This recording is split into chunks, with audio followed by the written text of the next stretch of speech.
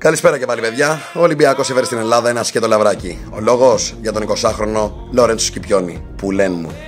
Σαν τον Έζε, ξέρετε εσείς. Από την Τίγκρη της Αργεντινής. Ένα μοντέρνο εξάρι που κόβει, πασάρει και σκέφτεται πριν καν του έρθει μπάλα.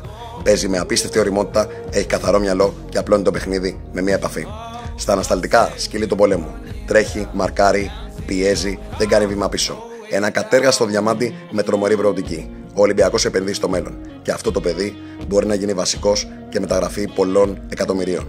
Θυμήσου το όνομα Λορέντσο Σκιπιόνι.